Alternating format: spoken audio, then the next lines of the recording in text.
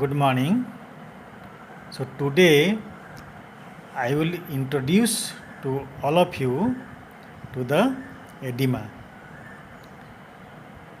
That means the how we define edema, what are the types of edema from depending upon the various factors, and about the pathogenesis. Today only I will just introduce into the headings of pathogenesis, and in the next class I will tell you detail about the mechanism of edema.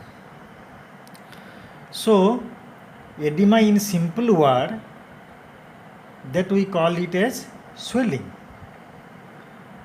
Edema simply may be called swelling. So it can be defined as that the abnormal and excessive, both abnormal and excessive accumulation of free fluid in the interstitial tissue spaces and serous cavities.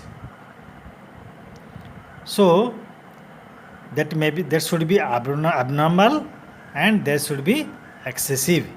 So we define it as abnormal and excessive accumulation of free fluid in the interstitial tissue spaces and serous cavities. So there may be presence of abnormal collection of fluid within the cell. The edema we call it when the fluid is accumulated outside the cell in the interstitial tissue space. But if the fluid is accumulated inside the cell, sometimes we call it as intracellular edema, but the more appropriate term is called hydropic degeneration, which I already taught you in the while teaching you the cellular cell injury. So this free fluid that may be accumulated in two spaces, that is interstitial tissue space and serous cavities. So if there is abnormal and excessive free fluid in body cavities, and depending upon the body cavity where it is accumulated, there is some term is used differently. If the free fluid is accumulated in peritoneal cavity, so we could call it as ascites. If the fluid accumulated is in pleural cavity, so we call it as hydrothorax or pleural effusion. If fluid is accumulated in pericardial cavity, so we call it as hydropericardium or pericardial effusion. So these are the terminology which we use if the fluid is accumulated in various body cavities. Similarly, if the fluid is accumulated in interstitial tissue space, that means the edema fluid or free fluid lies free in the interstitial tissue space between the cells, and that can be displaced from one place to another because there is loose space between the cells. So when this fluid accumulated in the interstitial tissue space in between the cells, so that can be displaced from one place to another. So in case of edema, if it is in the subcutaneous tissues, so momentary pressure of finger produces depression, so we call it as pitting edema.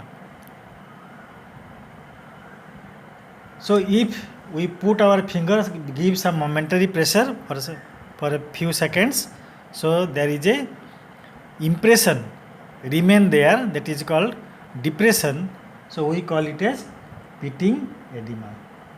The other variety, that is called non-pitting edema, or in another word we call it as solid edema.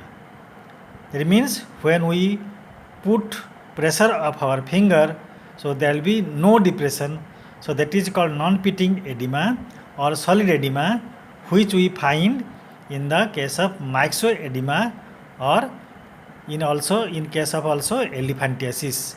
Elephantiasis means when there is swelling in the foot due to filaria, so that is called elephantiasis. Then what are the types of edema? In case of types of edema, so first we can classify it is localized and generalized. So localized edema we call it when any organ or limb is affected by the edema. That means this edema or swelling will be limited to an organ or limb. That is called localized edema. So very good examples are lymphatic edema, inflammatory edema and allergic edema. Then second is the generalized edema. We call it as also anasarca or dropsy. When the edema is systemic in distribution, particularly in subcutaneous tissues, so that is called generalized edema or whole body edema. We call it anasarca or dropsy. So this happens due to renal edema, edema due to renal cause, cardiac edema, edema due to cardiac cause, and nutritional edema. If there is nutritional deficiency, then there will be generalized edema. Besides this, we also, depending upon the fluid composition, the edema fluid can be divided into two types depending upon the composition of the fluid. That is transudate. Transudate, in simple word, we can call it as the filtrate of plasma. If we filter the plasma, the fluid which comes out, that is called transudate.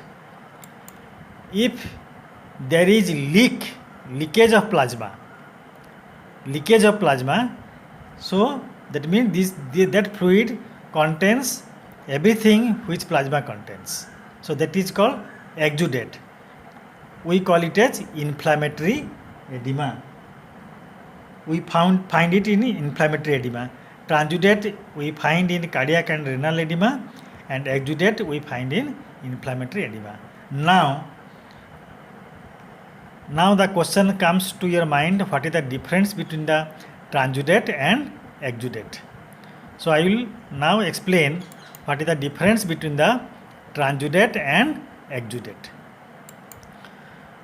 So first is the if you define this transudate, what is transudate and what is exudate.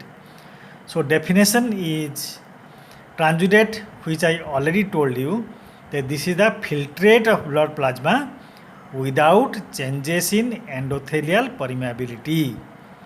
That means you know that endothelial wall or endothelial cell is freely permeable to water and electrolytes, but not permeable to proteins. So this is the filtrate of blood plasma without changes in endothelial permeability. Then exudate is the edema of inflamed tissue associated with increased vascular permeability. Here exudate, to get the name exudate, so there must be some leakage from the plasma due to increased vascular permeability. If you look into the character of this transudate fluid, we call it as non-inflammatory edema, and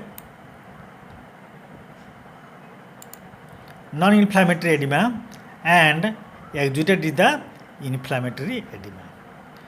So regarding the protein content naturally, because there is no endothelial permeability, so very low amount of protein may come, that is less than 1 gram per dl, and that is mainly albumin, but it is very low in fibrinogen, hence it has no tendency to coagulate. In contrast, the exudate that is very high protein content, that is 2.5 to 3.5 gram per dl. It is readily coagulates due to high content of fibrinogen because these are the leakage from the plasma due to increased vascular permeability, and other coagulation factors are also present, so it readily coagulates. Now coming to glucose content, the same glucose content as in plasma. What is the plasma glucose content? Because glucose can pass through, and in case of exudate the glucose will be low because it will be utilized by the cells which is leaked from the vessels. So it is generally less than 60 mg per dl. Specific gravity, because protein content is very low, so the specific gravity will be low and it is usually less than 1.015, and in case of exudate it is very high, that is more than 1.018. Now coming to pH, it is more than 7.3 and it is less than 7.3. Lactate dehydrogenase content is low in case of transudate because cells are less here, and here in case of exudate this is very high. Now content of cells, that because it is the fluid is without endothelial permeability, so there is very few cells, and these cells are mainly mesothelial cells and cellular debris. But exudate is because it is due to increased vascular permeability, so there will be many cells, mainly inflammatory as well as parenchymal cells. Inflammatory cells mean neutrophils and all other things, and then depends upon the duration of the inflammation. In case of first hour there will be neutrophils, and within 24 hours there will be infiltration of monocytes also. And coming to example, transudate, this is the edema in congestive heart failure, and in case of exudate, that is purulent exudate such as pus. Pus is the best example of exudate. So I think now you might have understood what is the difference between transudate and exudate. In simple word, transudate is the filtrate of plasma and exudate is the leakage of plasma. Exudate fluid is due to leakage in endothelial vascular wall. Now coming to what is the pathogenesis of edema. Now coming to pathogenesis of edema, so edema can be caused by the mechanism that interferes with normal fluid balance of plasma, interstitial fluid and lymphatic flow. That means I have already told you what is the normal fluid balance. There is fluid comes out of the vessel due to hydrostatic pressure, and fluid goes into the vessel due to osmotic pressure of the plasma, and whatever remains remaining the fluid, that is drained by the lymphatics. So if any mechanism interferes with this normal fluid balance of plasma, interstitial fluid and the lymph flow, then that can cause the edema. So on the basis of that, the mechanism of the edema that may operate singly or in combination to produce edema. First is the decreased plasma oncotic pressure.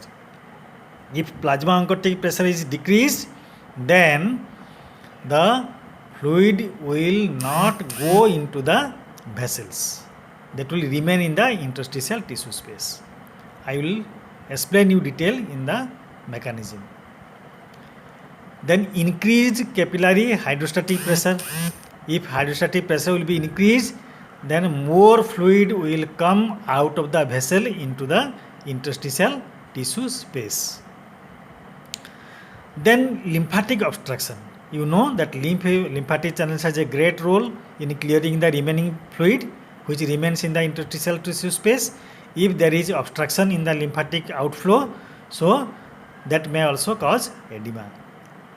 Then tissue factors, though these factors are very negligible, but these do not cause independently the edema, but due to the help of other factors, these can cause edema, that is increased oncotic pressure of the interstitial fluid, and if the tissue tension is decreased, but individually they cannot cause edema. Then next is the increased capillary permeability. If there is leakage from the endothelial wall due to injury or due to any infection, so the protein will come out, that also may cause the decrease in oncotic pressure of the plasma and increase oncotic pressure of the interstitial fluid. Then beside these 5, there is another mechanism very important, that is sodium and water retention. Due to sodium and water retention, there will be accumulation of fluid in the interstitial tissue space. So I will explain you in the next class the details of individual mechanism along with the examples. Thank you.